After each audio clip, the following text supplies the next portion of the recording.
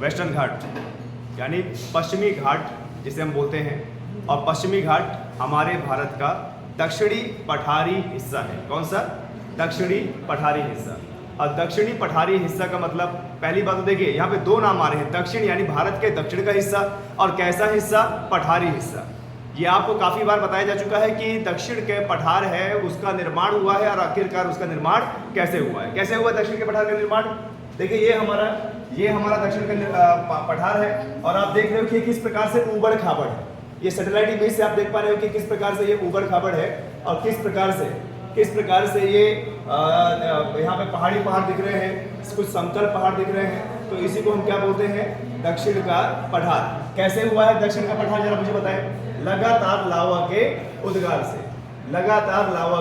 उद्गार से। और हमने ये भी देखा कि इस दक्षिण के पठार में परतदार चट्टानें पाई जाती हैं। परतदार चट्टानें, और परतदार चट्टानों का मिलने का मतलब ये है कि यहाँ पर बारी बारी से ज्वालामुखी का उद्गार हुआ, और बारी बारी से ज्वालामुखी का उद्गार होने के बाद जो नीचे की परत थी वो ऊपर वाली परतों से दबती चली गई। नतीजा मजबूत चट्टानें बनी, ग्रेनाइटिक चट्टानें जिसे हम कहते हैं। ठीक है, कुछ इस प्रकार से दृश्य देखने को मिलते हैं। इसका पार्ट 1 आ चुका है, पार्ट 2 देखते हैं इसका। जो हमारा पश्चिमी घाट है उसका भौगोलिक विस्तार, ध्यान देना, जो हमारा पश्चिमी घाट है उसका भौगोलिक विस्तार कहाँ से कहाँ तक है। कई बार ये प्रश्न आया एग्जाम में कि हमारा जो पठारी भाग है वो त्रिभुजाकार है। वो क्या है? त्रिभुजाकार है। वह महाराष्ट्र मध्य प्रदेश की तरफ क्या है भाई? चौड़ा है। और तमिलनाडु केरला में क्या है? सकरा है। नतीजा क्या? त्रिभुजाकार हुआ। अब हमें यह देखना है कि हमारे भौगोलिक विस्तार क्या है पश्चिमी घाट का। पश्चिमी घाट उत्तर में सतपुड़ा रेंज से गोवा के दक्षिण में कर्नाटका और केरला तमिलनाडु तक जाती है। कहाँ तक जाती है भाई? तमिलनाडु कन्याकुमारी तक। अब जैसे यहाँ पर हम एक मैप को देख सकते हैं। इस मैप को अगर हम ध्यान से देखेंगे, तो देखिए क्या बोला है? दक्षिण का पठार हमारा कहाँ से शुरू होता है? सतपुड़ा से लेके, और वो पूरा ही दक्षिण के यहाँ तक होता है। यानी ये हमारी सतपुड़ा श्रृंखला, और सतपुड़ा श्रृंखला से आप दक्षिण की ओर जाएंगे तो यहाँ पर महाराष्ट्र, गोवा, कर्नाटका, केरला और तमिलनाडु यहाँ पे आके खत्म होता है। ये हमारा पश्चिमी घाट है। घाट मतलब यहाँ पे अरब सागर का पानी आ रहा है, उस तरफ बंगाल की खाड़ी का पानी है ना। तो हमारा एक और घाट बनता है जिसको क्या बोलते हैं? पूर्वी घाट। और पूर्वी घाट भी बंगाल से इधर आके सीधे नीलगिरी पर्वत में मिल जाता है। और यहाँ पर हमारा एक प्रश्न बन गया। अब प्रश्न क्या बन गया? प्रश्न ये बन गया कि पश्चिमी घाट और पूर्वी घाट दोनों कहाँ पर आके मिलते हैं? तो पश्चिमी घाट और पूर्वी घाट दोनों आके मिलते हैं नीलगिरी की पहाड़ियों में। और जो नीलगिरी की पहाड़ियाँ हैं वो संयुक्त रूप से केरला और तमिलनाडु में है। और ये वही नीलगिरी की पहाड़ियाँ हैं जो भूमध्य रेखीय क्षेत्र के पास हैं। नतीजा उनका जो वातावरण है, वहाँ का जो माहौल है वो भूमध्य रेखीय क्षेत्र है, तो वहाँ पर सदाबहार हरे भरे वन पाए जाते हैं। और ऐसे बेहतरीन पर्वत पाए जाते हैं जिसमें किसी पर्वत में लौंग हो रही है, किसी पर्वत में इलायची हो रही है, किसी पर्वत में सौंफ हो रही है। तो भैया जिस पर्वत में जो जो मसाला हो रहा है वो उसका नाम दे दिया, इलायची की पहाड़ी, लौंग की पहाड़ी, सौंफ की पहाड़ी, ऐसे करके। और इन्हीं मसालों ने हमें क्या किया भाई? गुलाम बनाया। पता है ना, इन्हीं मसालों के चक्कर में हम अच्छा खासा गुलाम बन गए। चलिए और देखते हैं इसका भौगोलिक विस्तार। भाई कहाँ से कहाँ तक है? सतपुड़ा से लेके कहाँ तक? सतपुड़ा से लेके कहाँ तक है? तमिलनाडु तक। तमिलनाडु के क्या? कन्याकुमारी तक। और जब भी कन्याकुमारी का नाम लेंगे, ध्यान देना, भारत की अंतिम बिंदु क्या है? कन्याकुमारी है ना, जिसको केप कमोरिन भी बोलते हैं। और ये कन्याकुमारी से नीचे हिंद महासागर शुरुआत हो जाती है, हिंद महासागर। और हमें मिलती है एक खाड़ी जिसको बोलते हैं मन्नार की खाड़ी। और मन्नार की खाड़ी पार करेंगे तो उधर क्या आ जाता है? फिर श्रीलंका। मन्नार की खाड़ी पार करेंगे तो उधर आ जाता है श्रीलंका। यानी भारत और श्रीलंका को अलग करने वाला मन्नार की खाड़ी। क्लियर है? चलिए आगे देखते हैं क्या है। पहाड़ों की 30 से 50 किलोमीटर की श्रृंखला लगभग भारत के पश्चिमी तट पर है। 30 से 50 किलोमीटर की श्रृंखला लगातार, 30 से 50 किलोमीटर लगातार पहाड़ बने हुए हैं। कहाँ पर? हमारे पश्चिमी घाट पे। और इनकी ऊंचाई पूर्वी घाट की तुलना में क्या है? ज्यादा है। आप यूं मान के चलो कि ये रहा अरब सागर। थोड़ा सा आप लोग इमेजिन कीजिए कि भाई ये अरब सागर है और ये एक दीवार बनी हुई है ऊंची सी, और इस दीवार के बगल में जाने का रास्ता है, फिर सागर है। तो इसी ऊंची दीवार को हम क्या बोलेंगे? पश्चिमी घाट। क्लियर है? आए समझे? देखिए क्या बोल रहा है, पहाड़ों की 30 से 50 किलोमीटर की श्रृंखला लगभग भारत के पश्चिमी तट के समानांतर चलती गई है। भाई ये हमारा पश्चिमी तट है और इसी के समानांतर 30 से 50 किलोमीटर पहाड़ों की श्रृंखला पश्चिमी घाट के समानांतर है ना, एक दीवार की तरह। ये पहाड़ 1600 किलोमीटर तक लंबे हैं, ठीक है, लंबे खंड में। ये जो पहाड़ है वह 1600 किलोमीटर लंबे खंड में लगभग 140, देखिए क्या बोल रहा है, 1,40,000 वर्ग किलोमीटर के क्षेत्र में फैले हुए हैं। 1,40,000, तो 1,40,000 का मतलब ये पूरा क्षेत्र, सीधी सी बात है। पठार का मतलब कतई बिल्कुल ये नहीं होता कि ऊपर से एकदम समतल होगा, थोड़ा बहुत ऊबड़ खाबड़ होगा, और जहां पर ऊबड़ खाबड़ देखने को मिलता है उसी को हम बोल देते हैं पहाड़। क्या बोल देते हैं? पहाड़। क्लियर है? चलिए ये देखिए, इसमें देखने की कोशिश करेंगे। ये हमारा क्या है? ये हमारा पश्चिमी घाट है, और ये पश्चिमी घाट पर्वतीय है, पठारी है, और इसी के साथ साथ ये पर्वत चलते रहते हैं। किसके समांतर है? पश्चिमी घाट। ये दीवार से बने हुए हैं, और यहाँ से इस तरफ आने में आपको दर्रे पार करने पड़ेंगे, जैसे भोर घाट दर्रा, थाल घाट दर्रा और पाल घाट दर्रा। क्लियर है? चलिए और आगे बढ़ते हैं, और जरा देखते हैं कि हमारे पश्चिमी घाट में क्या क्या इंपॉर्टेंट है जो हमारे एग्जाम में आया हुआ है। ये पीडीएफ आज आपको मिल जाएगी, और इस पीडीएफ में पश्चिमी घाट के बारे में पूरा गहराई से लिख दिया गया है, समझा, अच्छे से डायग्राम भी बना दिया गया है। इसको अध्ययन करोगे और पश्चिमी घाट से कोई भी प्रश्न आएगा तो आप कर ले जाओगे। ठीक है, चलिए आगे बढ़ते हैं। कौन कौन सी पर्वत श्रृंखलाएं हमारे पश्चिमी घाट में? तो सबसे पहले पश्चिमी घाट को और किस नाम से जाना जाता है? सह्याद्री। पश्चिमी घाट को और किस नाम से जाना जाता है? सह्याद्री। यानी पश्चिमी घाट के पर्वतों को सह्याद्री पर्वत भी कहते हैं। क्लियर है? कर्नाटक के मैसूर के दक्षिण पूर्व में नीलगिरी पर्वतमाला, कौन सी? नीलगिरी पर्वतमाला पश्चिमी घाट को पूर्वी घाट से जोड़ने वाले शैवराय और तिरुमाला श्रेणी से आगे पूर्व में मिलते। देखिए कितनी बड़ी बात है। ये पॉइंट आपका आरओ जैसे एग्जाम का है। ये पॉइंट आपका आरओ एग्जाम का है कि भाई हमारा जो पश्चिमी घाट है और हमारा जो पूर्वी घाट है, ठीक है, वो मिलते हैं नीलगिरी पर्वत में। लेकिन उससे पहले क्या है? एक शैवराय की पहाड़ी है। क्या है? शैवराय की पहाड़ी। जरा इसको ध्यान से पढ़िए आप इस पॉइंट को। क्या बोला? कर्नाटका में मैसूर के दक्षिण पूर्व में नीलगिरी पर्वतमाला पश्चिमी घाट को पूर्वी घाट से जोड़ने वाले शैवराय और तिरुमाला श्रेणी के आगे इस साइड पूर्व में, यानी तमिलनाडु में, केरला और तमिलनाडु का जो संयुक्त क्षेत्र है वहां पर जाके ये पश्चिमी घाट और पूर्वी घाट मिलते हैं। ठीक है, जो एक त्रिकोणीय आकार इस प्रकार से बनाते हैं। ठीक है, कई बार का रिपीटेड क्वेश्चन पूछा गया है कि पश्चिमी घाट और पूर्वी घाट कहां पर आके मिलते हैं? तो नीलगिरी, याद रखना है, नीलगिरी पर्वत श्रृंखला, यही याद रखना है, यही एग्जाम में बार बार आता है। केरल में देखिए, केरल में ठीक है, अन्नाईमुड़ी की चोटी पश्चिमी घाट में सबसे ऊंची चोटी है। ठीक है, ये केरल में बता रहा है, केरल में अन्नाईमुड़ी की चोटी सबसे ऊंची चोटी है हमारे पश्चिमी घाट की। और यहाँ तक कि हिमालय श्रेणी की चोटियों को छोड़ दिया जाए तो यह भारत की सबसे ऊंची चोटी। क्लियर है? आए समझ में? अब हमारे जो पर्वत है वो दो प्रकार से विभाजित है ना, एक तो हिमालय पर्वत और एक पठारी पर्वत। पठारी पर्वत में ये आ गए जो किसी पठार की वजह से बने, है ना, क्षरण हो गया, पर्वत बन गए। प्रसिद्ध हिल स्टेशन यहाँ पे कौन कौन से, जरा देखिए, रेंज माथेरॉन, लोनावला है ना, कहाँ पर है? महाराष्ट्र के पुणे में। पूरा पठारी क्षेत्र है और ऊंचाई में है।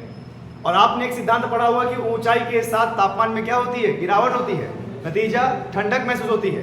तो आपको बता दें लोनावला महाराष्ट्र का एक ऐसी जगह है, पर्वतीय जगह है जहां पर आप ऊंचाई में हैं और वहीं पर आपको आसमान देखने को मिल जाएगा। आपके इर्द गिर्द बादल घूम रहे होंगे और वहां पे रोजाना बारिश होती है और वहां का जो माहौल है एकदम हरा भरा है, सदाबहार हरे भरे वन पाए जाते हैं। क्लियर है? और वहीं पर एक जगह है खंडाला। खंडाला एक जगह है, इसका नाम, इसका सॉन्ग पहले आपने सुना होगा, है ना? क्या बोलती तू, ठीक है, मैं क्या बोलूं? फिर वो क्या बोलता है, आती क्या खंडाला। तो आती क्या खंडाला, वो इस खंडाला की बात कर रहा था, ठीक है, आमिर खान। ये खंडाला एक ऐसी जगह है, बड़ी सुहावनी जगह है, ठीक है। आप जाओगे तो ये भाई मन मोह लेगा। ठंडे ठंडे वहाँ पे हवाएं चलती हैं, वहाँ पे आपको बादल देखने को मिलेंगे, ठीक है, क्योंकि बारिश होती रहती है तो रोड पेड़ पौधे सब आपको गीले दिखेंगे वहाँ पे, है ना। तो एक हिल स्टेशन टाइप का है कि चल आजा तुझे वहाँ घुमा के लेके आऊँ, ये वो आमिर खान ने कहा था उसको, ठीक है। तो ये वही खंडाला है, ठीक है, जो हमारे पर्वतीय पठारी भाग का हिस्सा है। महाबलेश्वर ये भी पठारी भाग का हिस्सा है। पूछ लेता है कि महाबलेश्वर की पहाड़ी कौन से राज्य में है? महाराष्ट्र। कहाँ पे है? महाराष्ट्र। पंचगनी, अंबोली घाट, कुंद्रेमुख, कोडागू, ये यहाँ पर क्या है? हिल स्टेशन है। कभी अगर जाने का मौका मिले तो ये लोनावला और खंडाला जो है घूम के आइएगा, बहुत अच्छी जगह है। और ये लोनावला जो है ना, यहीं पर एयरफोर्स ट्रेनिंग सेंटर है, एयरफोर्स का ट्रेनिंग सेंटर, ठीक है। दक्षिणी कमान का एयरफोर्स का ट्रेनिंग सेंटर है। एयरफोर्स के जो एक्स ग्रुप और वाई ग्रुप के जो कैंडिडेट्स होते हैं वो यहीं पर जाके ट्रेनिंग करते हैं। क्लियर है? चलिए आगे बढ़ते हैं और देख लेते हैं कि इसमें और क्या क्या इंपॉर्टेंट हो सकता है। देखिए, कभी भी कोई भी टॉपिक पढ़ना होता है, कोई भी टॉपिक आप पढ़िए तो उसको पूरी तरह खंगाल लीजिए कि भाई कहाँ से किस प्रकार का प्रश्न बन सकता है, कैसा प्रश्न बन सकता है ना।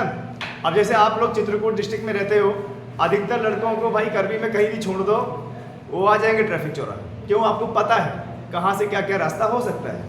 तो हर टॉपिक को इस प्रकार से पढ़िए कि खंगाल लीजिए कि भैया एग्जामिनर को चुनौती दीजिए, पूछिए कहाँ से पूछना है, पूरा रेडी करके आए हैं, ठीक है। नदियाँ देख लेते हैं कि हमारे पश्चिमी घाट में कौन कौन सी नदियाँ हैं। और देखिए, जो पश्चिमी घाट की जो नदियाँ हैं उनको बोला जाता है पठारी नदियाँ, जो पठार की वजह से निकली है या जब पठार बना है तब उनका उद्गम हुआ है। पठार में हो सकता है दरार पड़ी हो, पठार में हो सकता है विस्फोट हुआ हो, या पठार में हो सकता है कि कोई ना कोई स्रोत बन ही गया हो। अब कई सारी पठारी नदियां हैं, जैसे गोदावरी, जैसे कृष्णा, जैसे कावेरी, जैसे पेनगंगा, जैसे पेरियार, है ना। तो ये सब क्या है? ये सब पठारी नदियां। क्लियर है? पश्चिम की ओर बहने वाली जो पश्चिमी घाट से निकलती हैं और पश्चिम की ओर बहती हैं। आप समझिए, ये हमारा भारत है और ये हमारे भारत का पश्चिमी घाट है। और पश्चिमी घाट से यानी पठारी क्षेत्र से नदियां निकल के ये कहाँ बह रही है? पश्चिम की ओर। अब पश्चिम की ओर बहेंगी तो सीधी सी बात है अरब सागर में अपना पानी गिराएंगी, है ना। अब पश्चिमी घाट से नदी बहने का मतलब है, पश्चिमी घाट हमारा क्या है? ऊंचा है, तो वो नदी कहाँ से बहेगी? ऊंचाई से। और ऊंचाई से बहेगी तो ऊंचाई से नदी अगर गिरेगी नीचे जमीन में तो एक गड्ढे का निर्माण करेगी कि नहीं करेगी? भाई जमीन का कटाव करेगी, है ना। तो उसको बोलेंगे क्या? उसी को क्या बोलते हैं? गॉर्ज बोलते हैं। उसी को क्या बोलते हैं? गॉर्ज। यानी पश्चिमी घाट से बहने वाली नदियां एक महाखंड का निर्माण करती हैं, ठीक है। अब नदी कौन सी है? पठारी नदी, पेरियार, भरतपुजा और नेत्रावती, शरावती, ये मुंडावी है, ये मांडवी बोलते हैं इसको, है ना। अब आप थोड़ा सा दिमाग लगाइए कि इसमें नर्मदा और ताप्ती का नाम नहीं लिया गया। नर्मदा और ताप्ती का नाम नहीं लिया गया, जबकि नर्मदा ताप्ती भी पश्चिम की ओर बहती हैं, पर वो पठारी नदियां नहीं हैं। वो कैसी नदियां हैं? नर्मदा और ताप्ती कैसी नदियां हैं? वो भ्रंशित नदियां हैं। नर्मदा और ताप्ती कैसी नदियां? भ्रंश। भाई धरती में भ्रंश पड़ा, अब भ्रंश पड़ने से उनका स्रोत बना, और स्रोत बनने के बाद जहां जहां भ्रंश पड़ता गया वहां जहां ढाल बनती गई वहां हो जाती गई, है ना। यहां बोल रहा है कि भैया पश्चिमी घाट में पठारी नदियां, तो नर्मदा और ताप्ती को हम पठारी नदियां नहीं बोल सकते, वो भ्रंशित नदी है। तो भ्रंशित नदियां जरा देखिए, पेरियार है, भरतपुजा है, नेत्रावती, शरावती या मांडवी है। और इनमें सबसे ज्यादा पेरियार, नेत्रावती, शरावती और मांडवी, इनके बारे में ज्यादा पूछा गया कि भैया इनमें से कौन सी नदी पश्चिम की ओर प्रवाहित होती है। और बच्चे की एक प्रकृति होती है, वो 2 ही नदियां याद करके रखता है। क्या करे, पूछा भी सबसे ज्यादा वही जाता है। 2 नदियां कौन कौन सी? नर्मदा, ताप्ती। ऐश्वर्य का निर्माण कौन कर? नर्मदा, ताप्ती। पश्चिम की ओर नर्मदा, ताप्ती। जवाहरलाल मुख का निर्माण नर्मदा, ताप्ती। मध्य प्रदेश की सबसे लंबी नदी नर्मदा, ताप्ती। बस यही उसके दिमाग में रहता है। बाकी इनको एक कान से सुनता है, दूसरे कान से निकाल देता है, ठीक है। और एग्जामिनेशन सेंटर में जाएगा, वापस आएगा, सीना चौड़ा करके आंसर की मिलाएगा, तो फिर एकदम मुंह बना के बैठ जाएगा। इसी वजह से क्यों, पूरा पढ़ता ही नहीं है। कम दूरी की यात्रा और तेज ढाल के कारण, देखो कम दूरी की यात्रा और तेज ढाल के कारण पश्चिमी घाट से पश्चिम की ओर बहने वाली नदियों का बहाव क्या रहता है? तेज रहता है। तो बहाव तेज है, तेज बहाव है तो चट्टानों का कटाव ज्यादा होगा, बालू बनेगी, छोटे बोल्डर बनेंगे, कंकड़ पत्थर बनेंगे, तो क्या डेल्टा बनेगा? नहीं बनेगा। डेल्टा बनने का कोई चांस ही नहीं है। अब डेल्टा बनने के लिए तो सबसे पहले तराई क्षेत्र, तराई क्षेत्र के बाद मैदानी क्षेत्र। अब जहाँ तराई क्षेत्र मिल रहा है ना मैदानी क्षेत्र मिल रहा है, तो भैया डेल्टा कहाँ से बनेगा? मतलब ये नदियाँ डेल्टा नहीं बनेगी। क्लियर है? यह पश्चिमी घाट को जल विद्युत उत्पादन की दृष्टि से अधिक उपयोगी बनाती है, ठीक है। अब ऊंचाई से गिर रही है, ऊंचाई से जो चीज गिरती है उसमें बल होता है ना। क्यों अवस्थी जी? अब आप यहाँ छत से हमारी बेंच के ऊपर कूद जाओ तो हमारी बेंच टूट जाए। टूट क्यों जाए? क्योंकि इसमें बल लगा है। तो कोई नदी का पानी अगर ऊपर से गिर रहा है नीचे, आप उसमें डायनामो लगा दीजिए, डायनामो में पानी गिरेगा, उसका रोटर घूमेगा, नतीजा क्या होगी?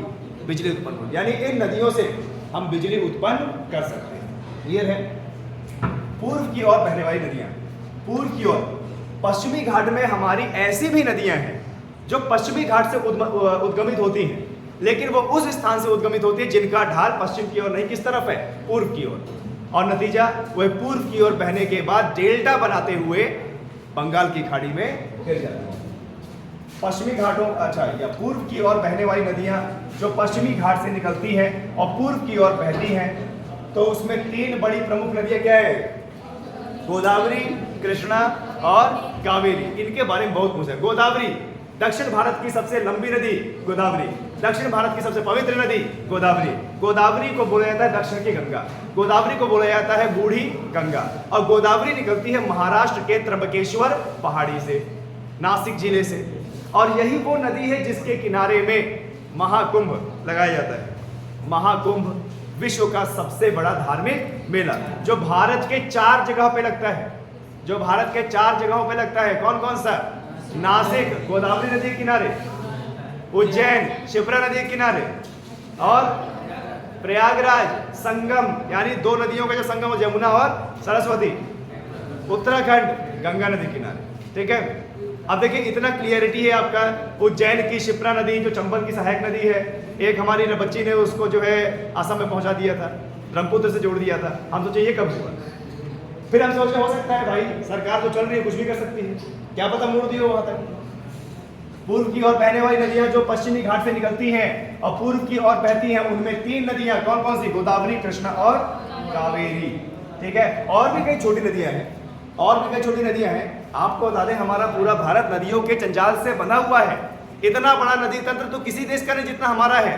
बहुत सारी छोटी बड़ी नदियां। अब आप ज्यादा दूर मत जाइए, चित्रकूट में ही देख लीजिए, क्या छोटी बड़ी नदी नहीं है? हम कहीं यहाँ जाते हैं तो देखिए रईपुरा के पास देखिए एक छोटा सा बांध मिलता है ना। फिर उसके बाद भाई गुंता बांध मिलता है, बहुत बड़ा बांध है ना। उसके बाद इधर देखिए मंदाकिनी है। अच्छा, बागे आपने सुना होगा यहाँ पे नाम, बागे। और नदियों का नाम बताइए जो चित्रकूट में है? पैसुनी, पैसुनी इसी को बोलते हैं, ठीक है। वाल्मीकि नदी। और बताएं, ऐसी भी नदियां हैं जो मौसमी है, मानसून आया, बारिश आई तो नदियां शुरू हो गई, है ना। तो देखिए आपको बता दें इस प्रकार से नदियों का जंजाल बना हुआ है भारत में। तो जरूरी नहीं है कि 3 नदी, ये 3 नदियां प्रमुख हैं। अब प्रमुख क्यों है? एक तो बारामासी नदी है, दूसरा इससे जल विद्युत परियोजना भी बनाई जाती है, जैसे कृष्णा नदी। कृष्णा नदी के ऊपर नागार्जुन सागर बांध जो तेलंगाना को बिजली देता है। क्लियर है? चलिए जी। किसमें? देखो दक्षिण गंगा, दक्षिण की गंगा दक्षिण की गंगा बोलते हैं गोदावरी, बूढ़ी गंगा बोलते हैं गोदावरी को। अगर एग्जाम आ जाए दक्षिणी गंगा तो वो कावेरी। दक्षिणी गंगा, दक्षिण की गंगा गोदावरी, ठीक है, बूढ़ी गंगा गोदावरी, लेकिन दक्षिणी गंगा बोल दे तो वो कावेरी। कावेरी कर्नाटका से निकलती है और तमिलनाडु होते हुए बंगाली खाड़ी में विलीन हो जाती है, और ये दोनों राष्ट्र की पवित्र नदी है। तमिलनाडु बड़ी पवित्र नदी मानता है किसको? कावेरी को। और दोनों के बीच में क्या है? जल विवाद है। जिस प्रकार से उत्तर भारत के लोग गंगा नदी को पूजते हैं, उसी प्रकार से तमिलनाडु के लोग कावेरी को पूजते हैं, गंगा की संज्ञा देते हैं, इसीलिए उसको बोला गया दक्षिणी गंगा। शब्द में मतभेद है, दक्षिण की गंगा और दक्षिणी गंगा भूलना नहीं।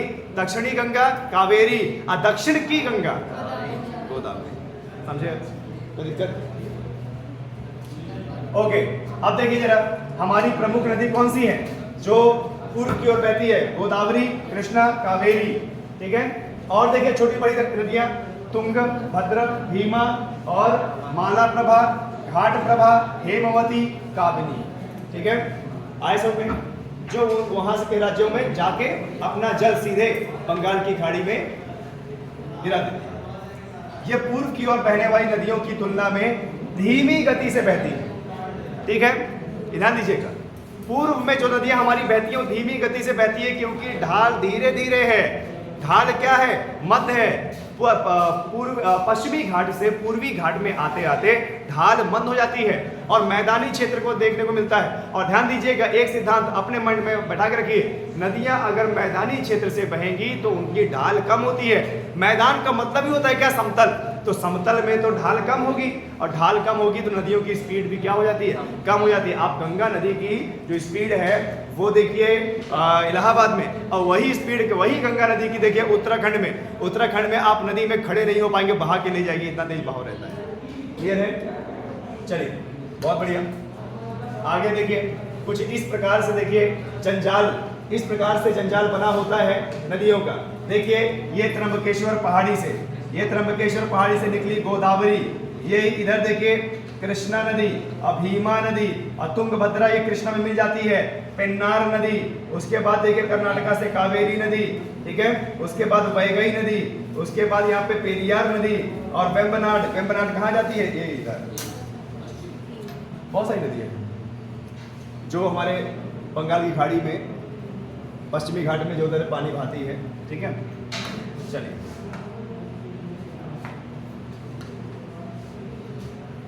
और थोड़ा सा देखते हैं कि आखिरकार हमारे पश्चिमी घाट की जलवायु कैसे है। एक सिद्धांत आपको बताया था कि देखिए जो भूभाग, जो क्षेत्र भूमध्य रेखा के नजदीक रहेगा तो उसको बोलते हैं भूमध्य रेखीय क्षेत्र। अब भूमध्य रेखीय क्षेत्र का मतलब कि वहां पर सूर्य की किरणें डायरेक्टली लंबवत पड़ेंगी, और जहां पर सूर्य की किरणें लंबवत पड़ती हैं वहां पर क्या होता है? वाष्पीकरण ज्यादा होता है। जल राशि में से, जल राशि मतलब पानी, समुद्र, नदियां, तालाब, है ना, लंबवत सूर्य की किरणें पड़ती है ना। अब लंबवत सूर्य की किरणें पड़ती हैं तो वाष्पीकरण ज्यादा होता है, और वाष्पीकरण अगर ज्यादा होगा तो उतना ही पानी भाप बनेगा, इवेपोरेट होगा, वेपर बनेगा, ऊपर जाके बादल बनेगा। जितना बादल बनेगा उतना पानी बरसेगा, और पानी सीधे बरस जाएगा धर्मेंद्र के ऊपर, है ना, सीधे, ताकि वो जगे, उठे, अंकुरित होए और यूपी पुलिस का तैयारी करे। पिछले साल एडमिशन कराया था कि यूपी पुलिस की तैयारी करनी है, भाई साहब इनके आए थे, सब इसको उत्तर प्रदेश पुलिस की तैयारी करना चाहिए भाई, हमसे कोई मतलब नहीं है, ठीक है। तो हम चाहते हैं कि ये बादल उठे भूमध्य रेखीय क्षेत्र से, और बादल सीधे सनराइज करियर एकेडमी के धर्मेंद्र के ऊपर जो है ओलों की बरसात करते हुए पानी गिरा दे, ताकि धर्मेंद्र हमारा जो है जाग जाए, सोया हुआ छात्र। ओके, आए समझ में। पश्चिमी घाट का हमारा कैसा जलवायु रहेगा भाई? पहली बात तो देखिए दक्षिण भारत भूमध्य रेखा के नजदीक है तो ज्यादा वाष्पीकरण होगा, तो ज्यादा बादल भी बनेंगे, तो बादल ज्यादा वर्षा भी करेंगे, और जहां पर ज्यादा वर्षा होती है, अत्यधिक वर्षा, एक मानक है कि जहां पे 150 से 200 सेंटीमीटर वर्षा होती है वहां पर पानी ज्यादा होता है, नतीजा सदाबहार हरे भरे वन पाए जाते हैं। तो पश्चिमी घाट में सदाबहार हरे भरे वन ज्यादा पाए जाएंगे। एक प्रश्न बनता है, लिख लीजिएगा चाहे स्मरण कर लीजिएगा कि भैया सबसे ज्यादा भारत में सबसे ज्यादा सदाबहार हरे भरे वन कहाँ पाए जाएंगे? पश्चिमी घाट में। कारण आपको बता दिया। अब हरे भरे वन पाए जाएंगे। हरे भरे वन, हरे भरे वन मतलब घनी क्षेत्र। किसका धनी क्षेत्र? वनस्पति का धनी क्षेत्र। तो वहां पर जीव जंतु भी क्या होंगे? ज्यादा होंगे। जीव जंतु भी ज्यादा होंगे, कई प्रकार के पेड़ पौधे होंगे, कई प्रकार की घास होगी, कई प्रकार के कीड़े मकोड़े होंगे। तो हम कह सकते हैं कि ऐसे क्षेत्र में जैव विविधता भी क्या है? ज्यादा है। तो एक प्रश्न और बन गया कि भारत में सर्वाधिक जैव विविधता कहाँ पाई जाती है? पश्चिमी घाट में। ठीक है, पश्चिमी घाट में। क्लियर है? आया समझ में? ठीक है। यहाँ के जंगलों में गैर भूमध्य रेखीय उष्णकटिबंधीय सदाबहार वनों की कुछ बेहतरीन प्रजातियां शामिल हैं। ठीक है, सदाबहार हरे भरे वन। और जहां सदाबहार हरे भरे वन होते हैं उनकी पत्तियां क्या हो जाती हैं? चौड़ी होती हैं। ठीक है, एक सिंपल सा कंसेप्ट समझो कि जिस व्यक्ति को जितना ज्यादा पोषण मिलेगा, ठीक है, वो उतना ज्यादा हेल्दी होगा। ठीक है, क्यों? अब भाई तुमको रोज खिलाया जाए, अच्छे से घुसाया जाए तो तुम जो है 1 महीने में हेल्दी हो जाओ, है ना? तो वहाँ पे अच्छी खासी बारिश होती है, बारिश से पोषण मिलता है, पोषण से कुछ ज़्यादा ही पोषण मिल जाता है ना? और जहाँ पर पेड़ पौधों की जड़ों को आसानी से पानी मिल जाता है, वहाँ पर उनके तने मोटे होते हैं, पत्तियाँ चौड़ी होती हैं, लकड़ियाँ मजबूत होती हैं, जड़ें छोटी होती हैं। लेकिन जहाँ पानी है ही नहीं तो वहां पर पेड़ पौधों की जड़ें बड़ी होती है। पता है क्यों? क्योंकि जड़ें जो है पानी की तलाश में बड़ी होती चली जाती है, और क्योंकि पोषण मिलता नहीं है तो पेड़ जो है मेरे जैसे हो जाते हैं, पत्तियां उसकी एकदम छोटी, कटीले हो जाते हैं। हालांकि मेरे कांटे नहीं निकले, पेड़ के क्या है? कांटे निकल जाते हैं, कटीले हो जाते हैं, है ना? पत्तियां छोटी हो जाती हैं, जैसे बबूल, ठीक है, जैसे नागफनी, जैसे आपको बता दें ये बैर, हाँ बैरी, ठीक है, जैसे आपका खजूर, है ना? और भाई साहब खजूर को पेड़ के जिया के रखो लड़कों, ठीक है, शादी नहीं होगी तुम्हारे उसके बिना, पता है ना? तो पता ही नहीं है, खजूर के पेड़ से मोर नहीं बनती, है ना? मोर नहीं बनती भाई साहब। ताजमहल को सिर पे जो है संभालना पड़ता है? तो इसलिए उसे संभाल के रखिए। और सुनिए, उस व्यक्ति को भी संभाल के रखिए जो उसकी कला को जानता है, ठीक है, उसको बनाना जानता है, क्योंकि उसी को बनाना आता है, बाकी तो आप बना नहीं सकते। अब मान लो वो व्यक्ति अगर नहीं रहा तो तुम एक ही काम कर सकते हो, वो खजूर का झाड़ रख लिया, बांध लिया, बस, ठीक है।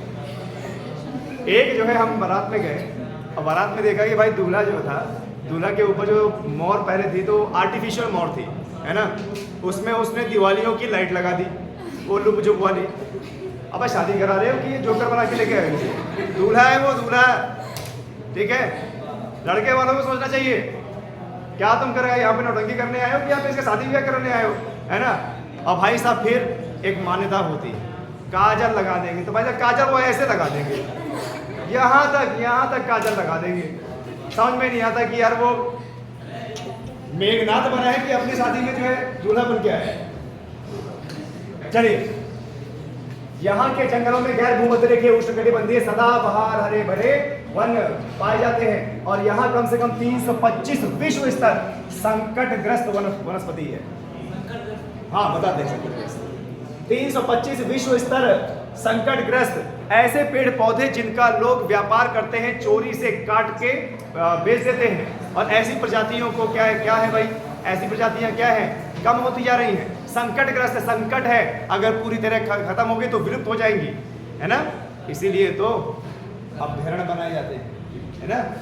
इसीलिए अभ्यारण्य बनाए जाते हैं। चलिए, उच्च पर्वतीय वन, देखिए उच्च पर्वतीय वन पारिस्थितिकी तंत्र भारतीय मानसून मौसम पैटर्न को प्रभावित करता है।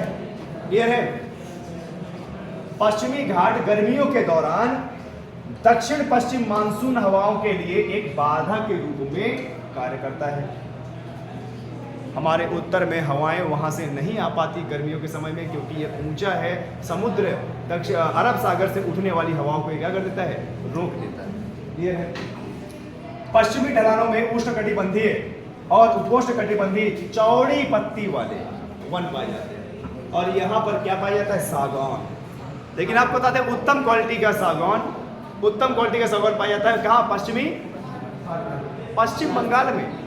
मैंग्रोव वन जिसको बोलते हैं, दलदलीय वन, जहां पर पानी का आवागमन ज्यादा है। क्लियर है, जिसमें मुख्यतः क्या आता है, रोजवुड, महोगनी, देवदार और यहां पर आप सागौन भी कर लो, सागौन भी कर लो, सागौन के भी वृक्ष यहां पाए जाते हैं। पश्चिमी घाट के पूर्वी ढलान में मुख्यतः सागौन, साल, शीशम और चंदन के पेड़ पाए जाते हैं। दक्षिण भाग में वहां पे ऐसा मौसम है कि चंदन की कई वैरायटियां पाई जाती हैं। और सबसे महंगे चंदन की मूवी आपने देखी होगी, पुष्पा झुके गणेश, है ना, देखा होगा। लाल चंदन बहुत ज्यादा महंगा बिकता है। लाल चंदन, उसकी खुशबू अलग ही होती है और उसकी तस्करी की जाती है, उसकी जो तस्करी की जाती है, क्योंकि आपको बता दें ब्लैक मार्केट में वो बहुत ज़्यादा का बिकता है ना।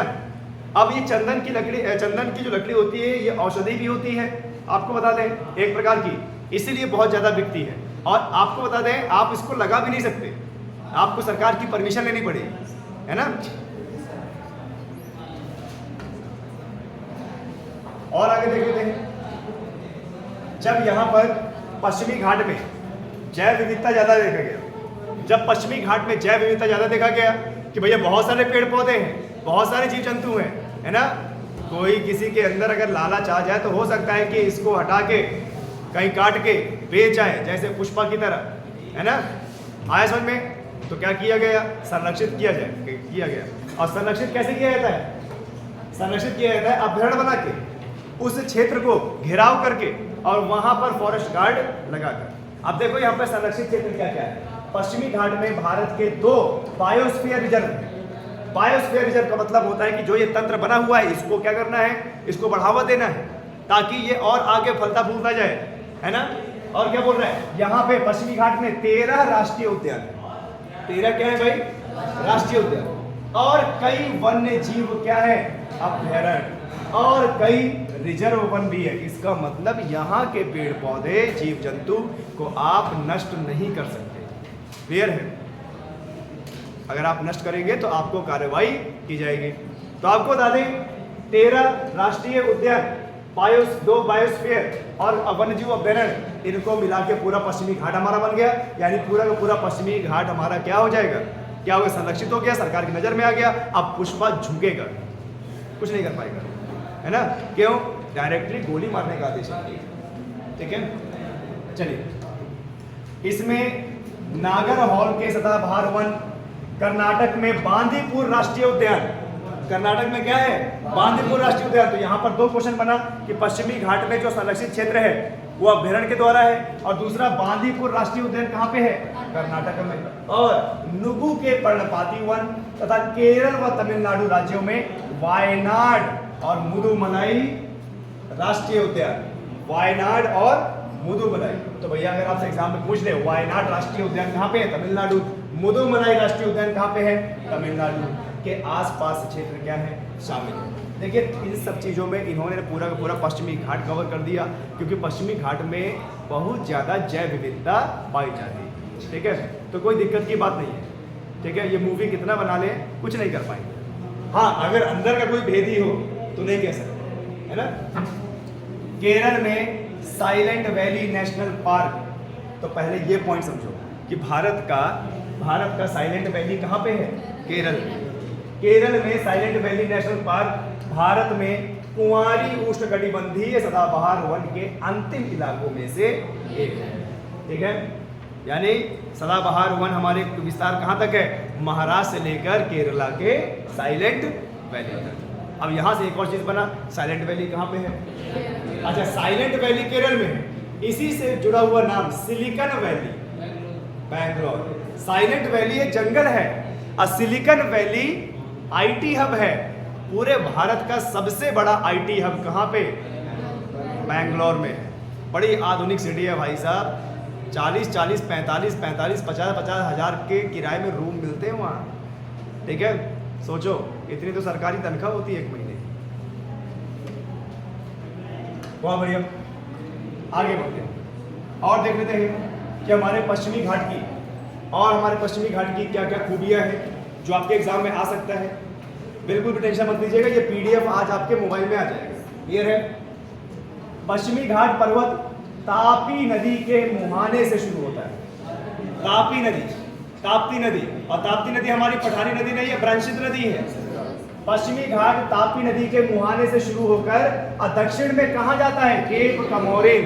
और केप कमोरिन को बोलते हैं हम कन्याकुमारी। और भारत के मुख्य भूमि का अंतिम बिंदु क्या है? कन्याकुमारी तक विस्तृत है। केप कमोरिन को ही कन्याकुमारी कहते हैं। ठीक है, अब पश्चिमी घाट पर्वत का जो विस्तार है वो उत्तर से दक्षिण लगभग कितना किलोमीटर तक? 16। यानी अगर ताप्ती नदी से लेकर कन्याकुमारी तक जाया जाए तो इसका विस्तार कितना है? लगभग 1600 किलोमीटर। ठीक है, इसकी कुल लंबाई 1600 किलोमीटर।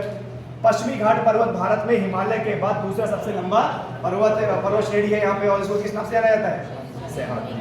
क्लियर है? तो ये तो आपने पढ़ ही रखा है। इसके बाद हमारी नेक्स्ट क्लास होगी यानी कल, जिसमें और इसके बारे में डीपली पढ़ाया गया है। कल इसको हम समाप्त कर देंगे और जितना भी इम्पोर्टेंट चीज़ इसमें दे रखा था ये।